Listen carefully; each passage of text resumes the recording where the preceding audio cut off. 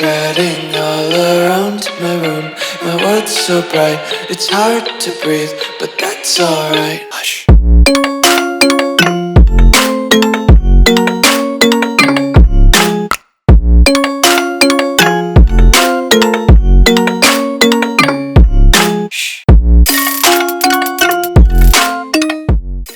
What's going on, guys? Welcome back to another video here on the Water Juice channel, and welcome back to an episode of the New England Patriots 10-year rebuild here on Madden 24. We are in episode number 6, year number 6. We are on the second half of the rebuild, and in the last episode, spoiler alert,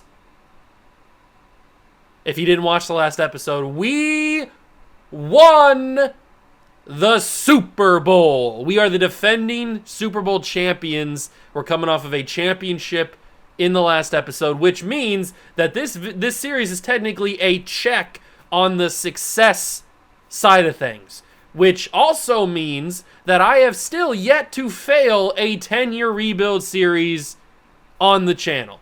There is not one rebuild series, 10-year rebuild series, that I did not win at least one Super Bowl in. That Arizona Cardinals one was the closest we've ever gotten. I won it in the very last episode, episode number 10, year number 10. That is the closest we've ever gotten to not winning a championship and failing the 10-year rebuild. So now that we've gotten the Super Bowl out of the way, that doesn't mean that we're not going to ever try to go win a Super Bowl again. Obviously, that's not the case. We've built a dynasty, or at least the foundations of a dynasty. We want to keep winning more championships. We want to see how many we can win. It'd be awesome if we could win every single one that we have left, of the rest of the seasons that we have left. I don't think that's going to happen. That's just not how Madden works. But that'd be pretty cool if it could happen that way. But now the goal is to just keep the best team possible around. And that if that means restructuring some contracts to free up some money to sign some crucial key players to keep them around, that's going to be what we have to do. Because we've already built the team. The team is built. We've obviously won the championship already. So that part is done. We don't have to worry about that as much anymore. The main goal now is to keep the team that just won the championship as close to the same as possible for the last few seasons of this series. That's going to be more difficult than you would think, because as these younger guys that we've drafted and built up get through their rookie contracts, they're going to want more and more money, more expensive contracts, and then we're going to have to make some tough decisions. Who do we keep? Who do we trade? Who do we just let walk in free agency? A lot of big decisions are going to have to be made in the next couple episodes, but we'll wait and see, because that's for future juice to handle. If you go on and enjoy the video, hit that like button, subscribe to the channel, join the Juice Club, please subscribe. The analytics are showing me that over 80% of people that watch my videos are not subscribed, and that hurts my feelings. The voices in my head are not happy with me, and they will hurt me if I don't get this number down. So please, if you care about my well-being and don't want the voices to hurt me, then subscribe to the channel and join the Juice Club so the voices can go away. Although they're never truly going, they're always there, but at least they'll be a little quieter. But now it's time to get into episode number 6, year number 6 of the New England Patriots 10-year rebuild. I cannot wait. I want to get back-to-back championships because I want to cement the dynasty right here, right now. Let's go see if we can do it. The year of our Lord 2028 is where we begin this episode. Look at our splits. 88 offense, 89 defense, 88 overall. Now, we're not as good as the Kansas City Chiefs, who are just ungodly at this point. But we are a very, very good team, and we're the defending champs. So, I mean, we technically have one up on the Chiefs, even though they have more higher overalls than us. This is what the squad looks like, the defending champs. And in the offseason, we managed to bring in 2 dev trait running backs. Rookies. This guy is the guy that we actually drafted, Kevin Callahan, who could end up being the future starting running back in the last couple of years, depending on what happens with Ramondre. I do like Ramondre, but he is starting to regress a little bit at 30 years old. He's only an 80 overall. He was like up to like an 86 or something when we were like getting really going in this like year 2, year 3. But now he's 30 years old and he's an 80 overall, so it's a good thing that we have his possible replacement in Kevin Callahan. We already have great receivers in Romeo Doubs, Demario Douglas, Keon Coleman, Jalen Polk, Javon Baker, Coakley's down here as well. So we've got a lot of good wide receiver depth. Now, none of those guys have development traits, unfortunately, except for Romeo Doubs. But they're still very, very talented receivers that could end up getting development traits if they have a crazy season, which is more possible than you would think. Obviously, we have our man Drake May, defending Super Bowl winning quarterback, Super Bowl MVP quarterback, at a 92 overall. He's got all the measurables that you want in a starting quarterback in this league. And if he goes on and wins another championship, his jersey will be hanging with Tom Brady's in the near future. I mean, that's just how it goes. He's already brought a championship to New England, which is the only thing, which is only Tom Brady was the only guy to do that. So Drake May's already established himself right there with the GOAT. If he could win more, then he'd put himself right there with him. Nobody's ever going to be better than Brady, but Drake May has a good shot to be right there at number 2. I mean, technically he already is number 2 because, I mean, maybe you count Bledsoe, but Drake May, Drake May brought a championship. Bledsoe never brought a championship. He was on a championship team, but he wasn't the starting quarterback. So I'd say Drake May is past Bledsoe, but we'll see. We'll leave that for the talking heads to discuss. Offensive line's looking pretty solid. We have some good replacements, some good fill-ins, some good backups, but is DeJuan Jones and Larry Fitzgerald and Cole Strange and Buckner and Michael Onwenu, is that the final offensive line? I'd like to think that it is, but then again, there could probably be some upgrades if we thought hard about it, if we actually concentrated on it. Tight end is pretty much solid. I mean, we have tight ends galore with Washington and Reed. And then the defense. The defense is fantastic. I mean, we've got this man Gore, who we took last year, he's just phenomenal. Look at these numbers. Look at these stats. These are phenomenal freak type of numbers. Once in a generational type of numbers for a linebacker in this league. And I'm glad that we have him on our team, along with Corbett and Robinson and Uche. We also have another Robinson and another Hall and Gamble and Tatum and Bond. I mean, we are stacked, loaded at linebacker.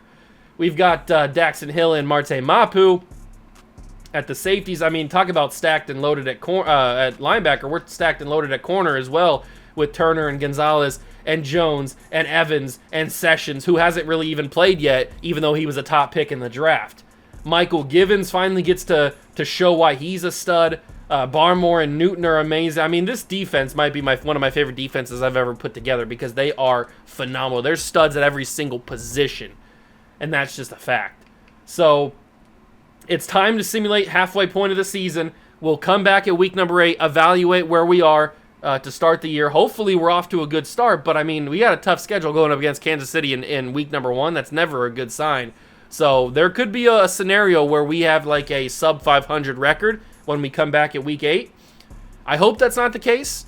I guess we'll have to wait and find out. Let's go see what we are looking like at week number 8, and then we'll go through all the scouting and all that kind of stuff up until week 11. We've made it to week 8, and my suspicions were correct. We are sub 500, 3-4 on the year, but luckily the division is not that tough this year, at least not in the early stages. So we're still in contention to win the division. Very simply, very, very, very competitive right now. Let's take a look at the national focus because I have no idea what my strengths are. Defensive end and outside linebacker. You know what? We could still use. We could always use defensive end and outside linebacker. I think I'm going to go defensive end. Either way, we get 2 different positions scouted. I think I'm going to go defensive end this time. And that might have been what I chose last season. I don't remember. It's been a while since I recorded that last episode. So we'll go with that, and then we'll get to week 11 here. I haven't even opened up negotiations just yet. I don't want to see who's going to want more money because I'm terrified that it's going to be very, very expensive to bring some talented players back to the organization. We'll do that on week 11. We'll open that up. I'm terrified, though. I don't want to do it. We are on a nice little win streak, and Drake May has a breakout scenario to get himself up to X Factor, and it's against the Arizona Cardinals, a team that I recently just rebuilt. 6-3, they're playing pretty well, but Drake May has a chance to get Superstar X Factor. Oh, it would be amazing if we could have a quarterback with X Factor. Having a quarterback with X Factor just makes it so much easier to do everything. Not to mention the obvious XP boost that they get. So let's do focus players first. because I'm still dreading opening up that tab. Okay, so what do we even need? I mean, we could always use offensive line. We don't really need receiver. Maybe we could use some safety help, because, I mean, we've got Mapu, but maybe Mapu's getting a little older at this point. I don't even know. It looks like it's a lot of quarterbacks and tackles at the top. Maybe we focus on some safeties. Kamara Kennard, what a name. Ooh, he actually looks pretty solid. And he's got 8 hit power at strong safety. Ooh, I might have found a gem right there. He looks pretty awesome. What about this guy, Niles Johnson? There should be a reason why he's ahead of the other guy, but he doesn't look much better. I think Karma Kennard might be a stud, actually. We might have got ourselves a crazy safety. Pat Keenan also could be a stud. Is this just a crazy loaded free safety, or just loaded safety class? AJ Durham, athletic as all get out. I mean, this could be a crazy safety class. Brian Andrews, not as athletic, but still looks very good. Wow, this could be a crazy safety class. It's just a overall good DB class. Xavier Halls, I mean, he's got the grade 2 elite speeds, what you want. He's 5'11", though. This guy's 6'2". Gabriel Cumberland, that's a name. And he's got the grade 2 elite, and he's got A-press and zone. I think this is one of the better DB classes we've had in a while. That's not been, like, juiced up. Oh, but then you got DeAndre Sutton, who's got the athletics that you want. Okay, this is a crazy DB class. Okay, I got to readjust. We might be just going all in on DBs this year. I want to focus on, and Sutton's from Ohio State as well. That just boosted him up 100% in my book. We're going to go DeAndre Sutton.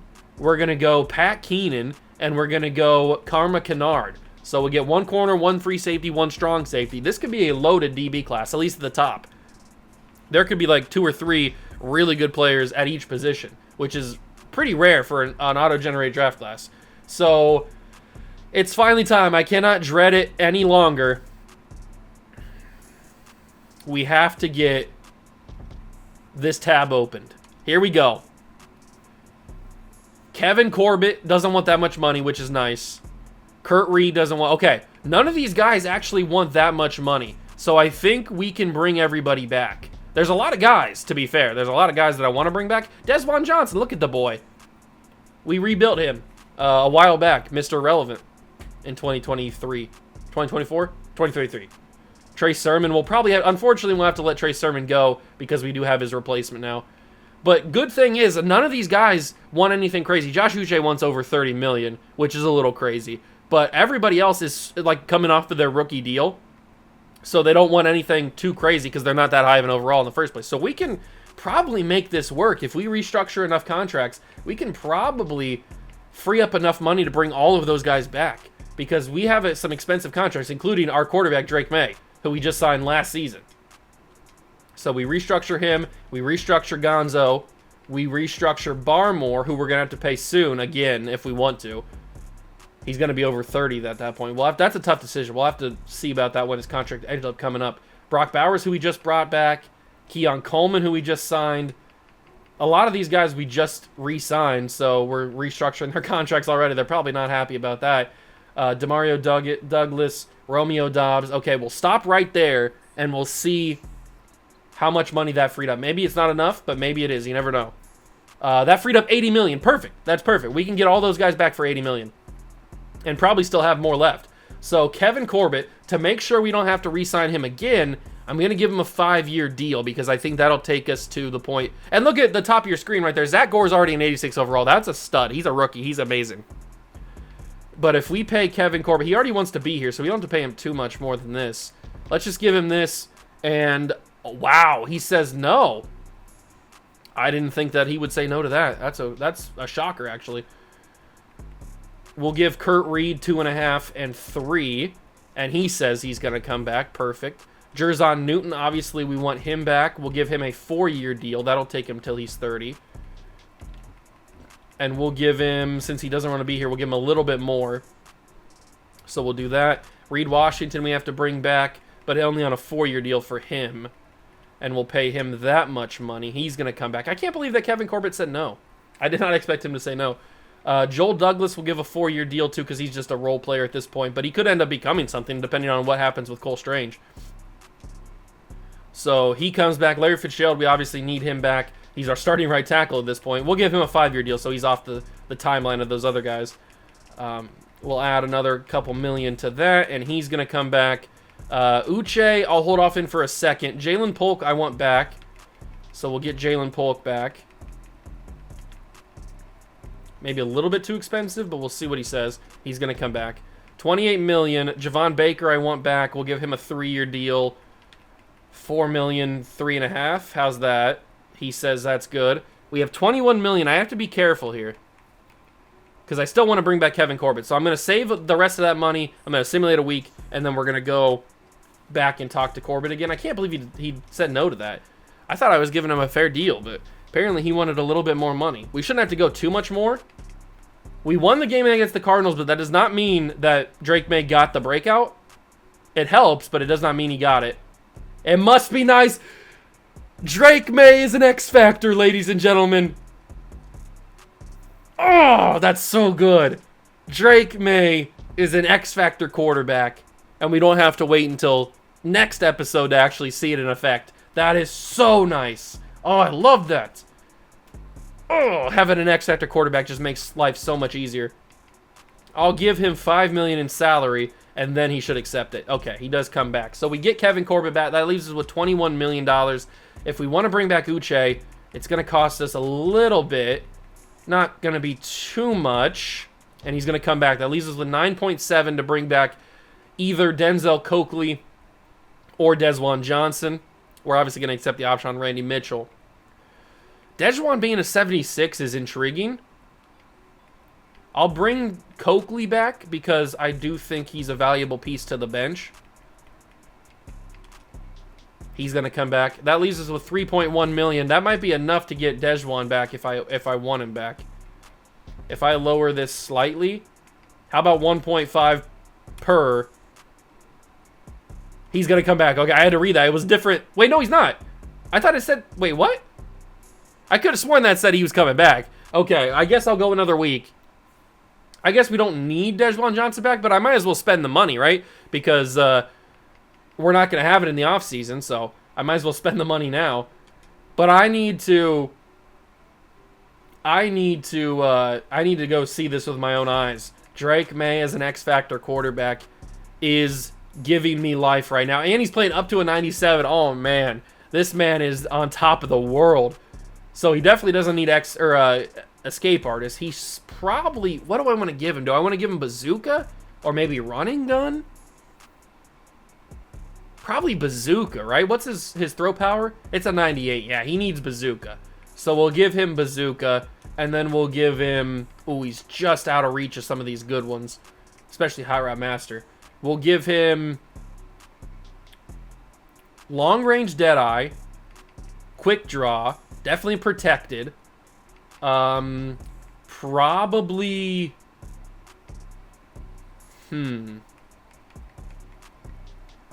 Some of these really good ones, like Threat Detector, Roaming Deadeye, Dashing Deadeye, some of these Pocket Deadeye, all these Deadeye ones are really, really good, but you can't get them yet. Fearless probably he needs to have to make sure that he doesn't get sacked as easily or bad throws when the pressure's coming. And then what's the final one? Maybe Inside Deadeye? That might work. Or maybe Tight Out because we do use our tight ends a lot. I think I'm going to give him Tight Out. We have 3 great tight ends, so him having Tight Out probably helps a little bit. So those will be his abilities. Drake May playing up to a 97. What a stud. I think this actually might be the final year of Ramondre as the starter. He's an 81 overall, but he's getting some serious regression even when we're winning games. Kevin Callahan might be getting the start next year. I don't think that we'll release Stevenson or let him walk, but I do think we are going to have to move him down the lineup a little bit. So let's simulate one more week so that I can pay Desjuan Johnson, even though I probably don't have to. It's probably stupid to pay him a little bit. We did win the game against the Dolphins. But is like an extra $3 million really going to hurt us in the long run? Probably not. Negotiate with Dejuan. What can I boost? I can boost... Okay, I can't boost that. I can't boost that either. So I can basically give him $100,000 extra is basically what I can give him. And he's going to come back. That's all it needed. Okay, perfect. So we've spent basically the entire budget to bring everybody back. Now all we got to do is accept the option on our center in the offseason, and we'll be good to go. I'm going to simulate to the end of the season. Hopefully we can keep this hot streak going, take over Buffalo, and be the number 1 seed. That's the end-all, be-all, right? We wrap up the year. 13-4 is not bad. Unfortunately, as you can see, we have to play wild card football instead of having a bye week. We weren't the 1 seed. I don't know who was, but obviously it's not us. So that's a little depressing. Ooh, Drake May. Oh my God, look at the difference. Look at the difference right here. I might even zoom in. It's this important. Drake May absolutely cooked the league in terms of completion percentage, yards, and touchdowns. That's gotta be runaway, unanimous MVP. Oh my God, Drake May destroyed the league. 5,100 yards, 50 touchdowns to just 5 interceptions with a 75% completion percentage. Drake may have just put his name amongst the GOATs. I mean, this is an all-timer of a season. Now he has to back it up and win back-to-back Super Bowls. But he now has a Super Bowl MVP, and most likely a regular season MVP after this. Because that season is untouchable, really, depending on what the other players did around the league. But we took a look at the top 3 passing yards. The next was like 4,400. There's no way he didn't win it. Ramondre had 981 and 12, so he is starting to slow down a little bit. Kevin Callahan is probably going to take his spot next season. Romeo, everybody was feast. When you have 5,100 yards, everybody's going to feast. And 1,500 yards for Romeo with 10 touchdowns. Keon Coleman had 13 and 15. Demario Douglas had 11 and 10. Bowers even had 719 with 6. I mean, everybody was getting fed. Defensively, 106 tackles from Kevin Corbett. Good to see the guy that we just extended get a lot of tackles. That's a promising sign. And Zach Gore, who might be the most impressive rookie I've ever drafted on defense. And that's saying so. I've drafted some really good rookies on defense. He has 102 tackles in his debut, his rookie season. He's phenomenal. Can't say enough about him. Marte Mapu, 85 for him. DJ Turner, 84. Gonzalez had 83. 13 for Newton, tackles for loss. 12 for Barmore. 11 for Robinson. 10 for Elliott. 10 sacks for Newton as well. That's a pretty big season. 8 for Uche. He is getting a little bit older at this point, too. Barmore had 6. So did Givens. Michael Givens didn't really dominate as much as I wanted, but hey, that's still a very, very good season. And then interceptions. Corbett, Mapu, and Gonzalez all had 2, and a couple of guys each had 1. So some very dominant numbers from some of our youngsters, which is very promising, because those guys are not much older than 24, 25 years old. So that's very promising. Well, we've got the Denver Broncos. A lot of historical matchups, a lot of history between the Broncos and the Patriots in the playoffs, but this time we get the job done. 28-21 victory over Denver. Now we play the Steelers in the divisional round. Who is even the number 1 seed? Of course it was. It was the Kansas City Chiefs. I can't get away from them. I can't escape them. They're everywhere. They're in my nightmares. This should be a victory, but it's Madden. It is a victory, thank God. And the Ravens did us a favor. We will not have to go to Arrowhead to play the AFC Championship. We get the luck of the draw, and we play the Baltimore Ravens. Now, the Baltimore Ravens are still a very, very good football team, but it's not anywhere near as difficult as the Chiefs. No disrespect. You know, I don't care. Disrespect to the Ravens, I don't care. They're not as tough as the Chiefs is. Let's just say that. So this is a godsend that we get to host the AFC title game in Gillette Stadium in front of those rabid Foxborough crowd, the rabid Patriots fans. This is the dream scenario. Having to go to Arrowhead to play the Chiefs is not the ideal situation. This is right here. Now, obviously, I'd rather play like, I don't know, the Jaguars or something, but The Ravens are the team that beat the Chiefs. They had to go to Arrowhead and did it. So they're coming off of a very big victory. This is going to be tough. Drake May, I believe. It is AFC Championship time. It's a cold one here in Foxborough, but it's not snowing. That could be a good thing, could be a bad thing. Ravens lead 7-0. They lead 14-0. Come on, Drake. Deliver us to the promised land. 14-7. 21-7. Ravens might just be overpowered. I don't know. I didn't think they were going to be this tough, but they are proving to be a worthy opponent. More than worthy. 21-18. We need to fight back. We need to stop them. Come on, boys. Score 25, 25, 24. I wasn't expecting that. Take the clock down. That's all we need to do. Under a minute. There's no way they can score, and they can't. The New England Patriots will head back to the Super Bowl for the second year in a row. That was close. We must have got a 2-point conversion to make it 25-24. Oh my God, that's crazy. The Ravens, give them their flowers. They put up a lot more of a fight than I expected them to. I thought we were kind of easy off, not having to go to Arrowhead, but you know what? The Ravens gave us a run for our money, that is for sure. But in the end, Drake May and the good boys, they get the job done. And now we have to go and play the Packers in the Super. Isn't that who we played just last year? Because I'm pretty sure I made the reference to the 90s Super Bowl with Brett Favre winning. I'm pretty sure we played the Packers just last season. Is this a back-to-back championship game? Is this a run-it-back scenario as Drake May goes up to an official 96 overall? He's going to be a 99 before pretty soon.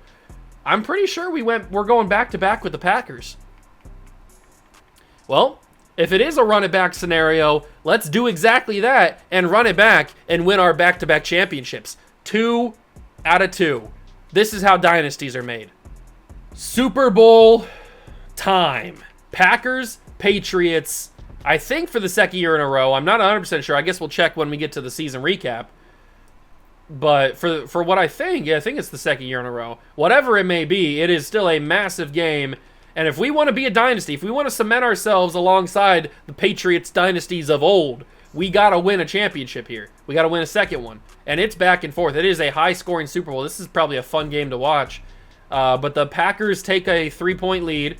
But it's the end of the game. We got to walk it off right here. But we can only tie it with a field goal. That's okay. Walk it off, boys. Walk it off. We kick the field goal. 40 seconds. They can't do it. And the New England Patriots are back-to-back champions. The dynasty has risen once more. I cannot believe that we are in an era of New England football where the dynasty makes a return, a resurgence, led by Drake May. 2-time Super Bowl quarterback, 2-time Super Bowl winning quarterback. Back-to-back champs. There it is. That's the dynasty. That's the dynasty right there. If you win back-to-back, you're a dynasty. Now, obviously, you got to win 3 to be officially a dynasty, but winning back-to-back certainly cements yourself amongst the legends. And I think Drake May has firmly cemented himself as the second greatest quarterback in New England Patriot history. I mean, there's not really much of an argument. There's not really much competition. You got Drew Bledsoe, you got Mac Jones, Cam Newton, Brian Hoyer, Matt Castle, amongst a couple others that aren't good. Bailey Zappi, Jimmy Garoppolo, Jacoby Brissett. There's not many names to rival what Drake May has done. So we get our contract extension, no surprise there. Let's go see that season recap. Let's see if that is a back-to-back. Let's see if that is a repeat of last year's game. So obviously we get this one. Drake May back-to-back Super Bowl MVP, by the way, and it is. It is a run-it-back scenario. I thought it was. And that is Super Bowl number 8 for the Patriots. Drake May not only gets Super Bowl MVP, but he does secure himself that league MVP and Offensive Player of the Year. Drake May. I mean, there it is. He's the best. He is the franchise quarterback. He is the franchise. He's the face of the NFL at this point. Max Crosby gets the Defensive Player of the Year. Jeremy Cloud, wide receiver for the Chargers, gets Offensive Rookie of the Year. And Tyreek Jackson, also for the Chargers, defensive tackle. So the Chargers sweep the Rookie of the Year. They must have had a really good draft. They obviously did. That's pretty crazy. They're probably going to be a problem in the next couple episodes if those guys are going to be dominating the league. And Drake May is now an official 97 overall as we enter the offseason. Doggies. That is beautiful. You love to see it. You just love to see it. 2-time champions, back-to-back. I mean, it's a beautiful thing. It is a beautiful, beautiful thing. Let's take a look at dev trade upgrades. Do we get any? Romeo Dobbs is an X factor. And Demario Douglas and Keon Coleman both go up to star. That's beautiful. Because I was just talking about how they aren't, for some reason, getting development trades, but they are now officially development trade upgraded. That's beautiful. And Kevin Callahan, I think it's finally time to take your spot. Offensive line looks really, really good. They went back-to-back, so, I mean, they're obviously going to be very, very good. And then on the defense, Gore is an X factor. Why do I keep mixing his first and last name? Mapu is an X factor as well. Daxton Hill goes up to superstar, but I think that's the only changes because Givens was already at X factor. Corbett and Robinson were both already superstar. Everybody else is already a star. That's some big dev trade upgrade. This dude is just disgusting, man. I'm so happy we drafted him. He's so good. He is so good. He's already an 89 overall as a second-year player. I mean, it doesn't get much better than that. This team is built for the future. Now, we're going to be very expensive in the future, but this team is built for the future. Let's get that last guy re-signed. Well, except his option, Randy Mitchell. So we'll bring him back. Trey Sermon, unfortunately, we do have to let you walk. But we gave you 2 Super Bowl rings as a parting gift. So I'd say that's a pretty good way to say goodbye. Let's get to free agency. Even though we don't have any money to spend in free agency, I still want to take a little peek skis and see what kind of fish are in the pond. Oh, it's Amon-Ra. Oh, why did he have to be in free agency when I have no money? That would be the perfect receiver to pair alongside the guys that we have already. Unfortunately, we can't. And he even wants to be here too. I mean, come on. Landon Dickerson's really cool. Mailata's cool. Marlon Humphrey's cool. J-Mo's here. I mean, there's talent across the board. Xavier Worthy is available. Oh my God, this is a crazy loaded phrase. Why did I look? This is why I don't look into the classes. Because then I see guys that I want to bring in, I don't have the money to do so. This is a loaded free agency class. If you need players at whatever position, you're going to find it there because that is a loaded class. Now I'm sad that I can't bring anybody in. Because I would have went like all in. If we hadn't won a Super Bowl yet and that's the class that I got, I would have went all in. Bringing in I would have brought in the top 5, top 10 free agents on that list. That's crazy. So where did everybody sign? Oh my God, he didn't. Amon-Ra St. Brown has signed with the enemy. He goes from the Detroit Lions. He goes down to South Beach. Hanging with the Latina booty. And playing for the Dolphins. I'm pretty sure they still have Jalen Waddle too. That is a disgusting wide receiver core for Tua, who I'm assuming is still the quarterback there. I don't know. It's weird in Madden. Usually they get rid of Tua after a decent point. But Amon-Ra is now a Miami Dolphin. He could have went anywhere, and he signs with Miami. I cannot believe this. The audacity. The audacity to sign with the Miami Dolphins. We'll go another week. We'll see where some of those other big names go. Hopefully not in division. Where does everybody go? So Landon Dickerson goes to Carolina. Mailata goes to Arizona. That feels on brand for Jordan Mailata. Marlon Humphrey still has yet to decide. So is J-Mo and Joey Bosa. But Joey Bosa is 34, so maybe people are a little put off by that. Kenny Clark's headed to New Orleans. Okay. Still some big fish out there. Some very big fish awaiting to sign with a team. But this is free agency recap, so if they don't sign, I think they just end up in free agency. We'll see where they go. I'm assuming most of them signed. No, Marlon Humphrey decides to not sign anywhere. I mean, he is 33, but still. Jamison Williams heads to Indianapolis. Bosa signs with Denver. Orlando Brown didn't sign anywhere. Catrell Clark goes to New Orleans. DJ Reed's Atlanta. Xavier Worthy's in Carolina. We knew about Kenny Clark, not Frank Clark. Bernardo Green, we knew about him. A lot of these older guys didn't sign anywhere, which I thought they would. I mean, maybe they're asking for a little bit too much, but I thought that they would certainly sign somewhere. I guess not. Maybe the teams don't value above 30 overall or 30-year-old corners in DBs. Who knows? Mock draft number 5. Obviously, we're picking with the final pick of the round. Oh, no, we're not. We traded away. That's right. I traded the pick, didn't I? Oh, I gotta before I start recording a new episode, I gotta watch the last episode so I can remember what I did, because I don't remember what I did to get rid of this pick. I must have traded it for something. Did I trade it to get Zach Gore? Is that what I did? That kind of vaguely sounds familiar. I might have done that. We also don't have our 3rd round pick. I might have traded up to get Zach Gore.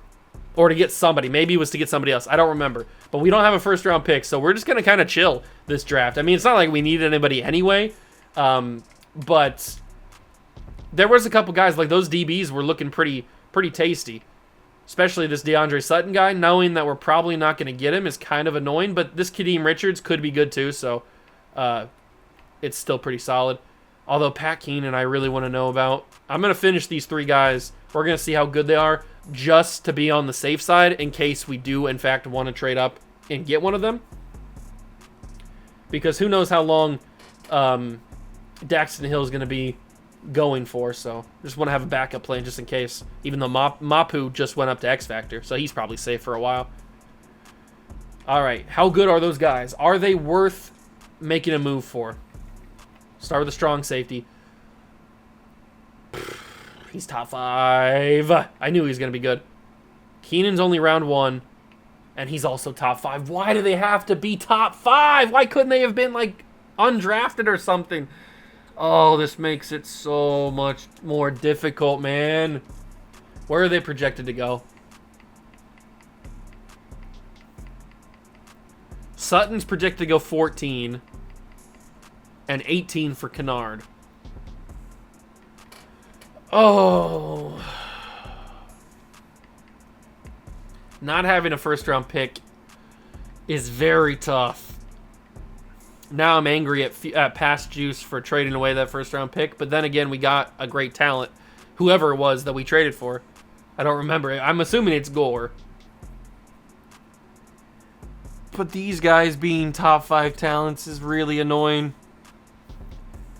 Because I don't want to trade away more draft picks, but then again, do we really need draft picks? I mean, we're already 2-time Super Bowl champions in this series back to back, so it's not like the draft is really going to help us. But on the other side of that, we're probably going to be losing a lot of players in the upcoming years to just because we can't pay them. So maybe we should keep those draft picks to have backup plans.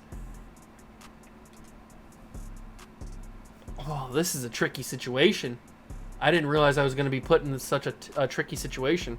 We have Daxton Hill. We also have this guy, Evans, but he's also a corner. Let me go roster view. Let me see the actual full depth of what we have. So if we go strong safeties, we have Marte Mapu, who's 29. He's pretty good. But then we have no replacement for him after that. Free safety, all we have is Daxton Hill. And then corner, we have a ton of corners. Gonzalez is locked up. Turner's locked up.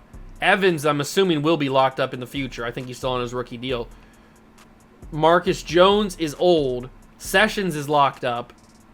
But then after that, we don't have a lot of depth either. Oh, no.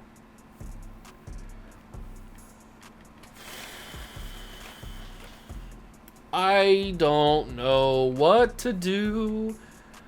I don't know what to do. I just don't know what to do. Oh, I really don't know.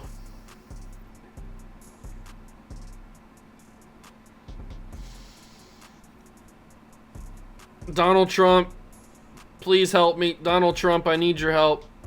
Give me your sage wisdom. Tell me what to do. Lord and Savior Donald Trump, help me.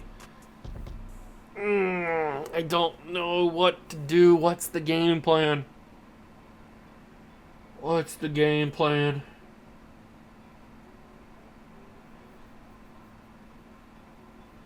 Do we trade up completely into the first round? It's not like we can start at like 32 and trade our way up. That's not going to happen. I mean, we could trade for the 32nd pick and then do that, but why do those guys have to be top 5? This could have been so easy if they would have been just like round 1 talents. It would have made my job a lot easier.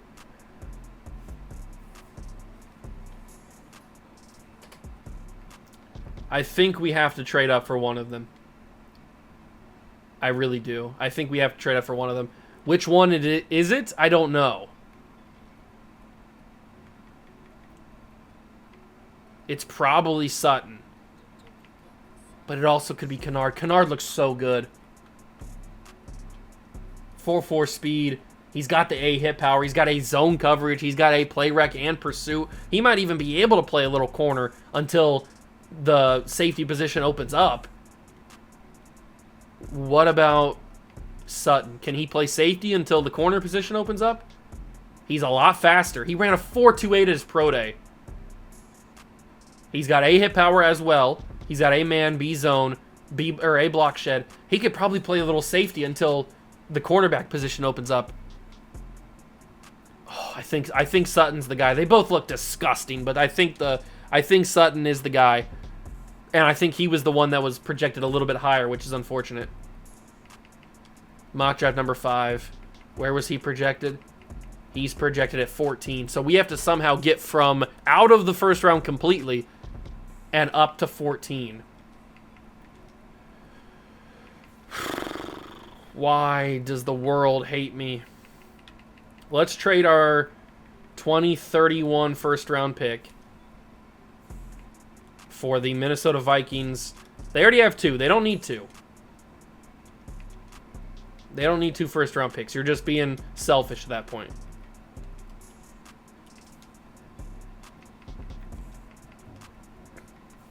How about a 4 and a 5? That's so very close. So close. Trade offer accepted. So we have jumped into the first round at pick 32. Now I can work my magic and I can get up from 32 to 14 fairly simply. And we can make some dreams come true. Oh, it's going to be difficult, isn't it? They're not going to want me to do it. Oh, why can't it just be easy for me? Why is everything so difficult? All right, we'll just do a 1-for-1. I'll be back. This is going to take a minute. I'll be back. We'll get the number 14 pick, and then I'll come back to you guys. Okay, after a lot, and I mean a lot of trading, we have managed to acquire the 14th overall pick from the Indianapolis Colts, which will allow us to, in turn, draft that corner Sutton, who I think could end up being a really, really big stud for us. He can probably play a little safety as well, which is good because we need safety depth alongside corner depth. So that's the game plan. Let's get into it and actually execute and see what happens. So the Lions have the first overall pick, and they take a quarterback. So it looks like the Jared Goff era in Detroit is long over. Then a left tackle goes to Miami to block for whoever's quarterbacking there. Might be Tua, could be somebody else. Max Franklin to replace Joey Bosa in not San Diego, in L.A. Franklin goes to Minnesota. Mickens heads to Cleveland. Ben Morrison to Seattle. Steven Mason goes to Houston. Xavier Halls, who I did look at, didn't look as good as the guy that we're going after, Sutton, but he goes to Philadelphia. Cameron White headed to the Raiders. Then you got Deron Pickens going to Tennessee. Peter Carey heading to Arizona. Buccaneers get Devontae Forbes. The Jets take Pat Keenan, who I wanted, and it looks like he went higher than his mock draft said, I think, right? Or was he projected to go 1 pick ahead of us? There was somebody that was projected to go 1 pick ahead of us. I can't remember. I think it was Keenan Because Kennard was supposed to go to the Falcons, I think. So, all right, well, we're going to take DeAndre Sutton, who can probably play a little bit of safety. He can play a little bit of corner, obviously, because he is a corner. I think this is the right move, especially because he ran a 4.28 at his combine, or at his pro day, so he's going to be elite. And he's got 94 speed, 94 excel. He's a very good player, good rotational corner, rotational DB. Now, if Kennard ends up being better than that, I'm going to be sick. He's probably going to go the next pick, isn't he? He does go the very next pick to Indianapolis. Okay, so we will have to keep an eye on him and make sure that he doesn't end up being a stud, because I'm going to be crying my little eyes out. All right, well, now I don't even know where to go. Do we just go best player available? What do we do here? Do we take an offensive tackle? Andrew Sharp? That could be a good idea. He's also 6'8". He doesn't look that bad. He might be our guy. If he's the best person that I see on this board that's left, he might, in fact, be the guy that we go after. Although there's a couple guards that maybe could be an option. James Williams, very good athletically and a good strength. Ooh, I'm going to go James Williams, actually. He's got 92 strength at guard. I like that a lot. And he's super agile. That's a good pickup. I like that a lot. Nice little second-round pickup. And then we've got ourselves no third-round pick, so we got to go all the way to the fourth round, and I doubt there's going to be any talent here in the fourth round. And I probably am right, aren't I? Roman Davenport. Is this my Roman Empire? Not really. What else do we have down the board? Is there anything? You got this guy, Kirk Crosby, from good old Piet. He's got elite change of direction. Is he worth taking a fourth-round pick on? Probably. Maybe. Andrew Lincoln? My president? I mean, he doesn't look bad, but he doesn't look good. He's kind of just, whatever. I mean, he's kind of fine. Nothing too crazy. I do have the defensive ends scouted all the way, or at least mostly. Is there any diamonds in the rough? There's a couple day 3 guys. I was hoping maybe to find like a round 1 to 2 talent that's like potentially undrafted for some reason. Sometimes that can happen. But it looks like I'm going to be skunked on this one. So I think we'll just stick to the top of the board and just kind of grab somebody, because this will be the final pick that I make. So, excuse me. Let's take... Is this guy good? Jamarcus... What's his name? Jamarcus Fort? He's only got decent speed. He doesn't look that good. I think that one guy that we looked at... Where is he at? Where the heck is he at? Kirk Crosby. I think we'll take... No, was it Kirk Crosby or was it Lincoln? It might have been Lincoln. Or maybe it was you. No, I think it was Kirk Crosby. We'll take Kirk Crosby. Whatever. I didn't really have any good options anyway. Maybe I missed somebody. I don't know. It's not really a big deal. Let's get to the end of the draft and wrap up this video. Hopefully that Kennard guy is not better than Sutton, because I'm going to cry a big-time river. So we end up grabbing Sutton, who's a 77, and Williams, who's a 75, and then the rest is kind of booty cheeks, but that's okay. Oh, please tell me. Please tell me Kennard's not better. Oh my god, he's an 80. I should have taken Kennard! We still got a very good player, but I passed on Kennard, and that's kind of unfortunate. We did get the faster of the two, but still, I wanted Kennard. He was my go-to guy initially, but then I talked myself into Sutton. Oh, I wanted him. I might have made a mistake there. I might have made a mistake. Actually, you know what? I'm going to check his dev trait. I don't usually do this because I'm usually disappointed and cry. But I'm going to check his dev trait just to make myself hurt even more. Please, if he's an X Factor, I will pass away. Please be star. Please be star. Please. No! No! He's superstar X Factor. I knew he was disgusting, and I passed on him. Oh, the drafting god made a massive error. If Sutton is not at least superstar development, then I've made a massive, massive error. Oh, I'm going to go cry in a ball of disappointment. Oh, I might have made a massive, massive mistake passing on Kennard. Because he could play... We looked at his numbers. He could probably play a little corner. I should have just went with my gut and taken him. I knew he was going to be disgusting. I should have just went with my gut and grabbed him. It's not like that mistake is going to hurt us in the long run. At least I hope not. but not having him now is very, very annoying because I know he's out there and I know he's lurking on the Colts.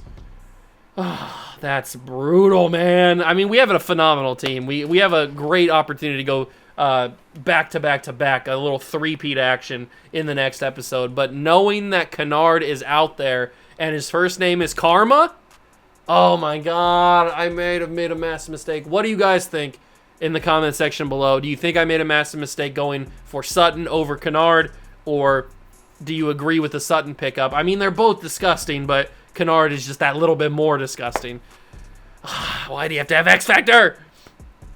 That's going to do it for me, though. If you enjoyed the video, leave it a like, subscribe to the channel, join the Juice Club. Thank you so much for stopping by and watching. I truly appreciate it. I'm going to go cry in a hole now.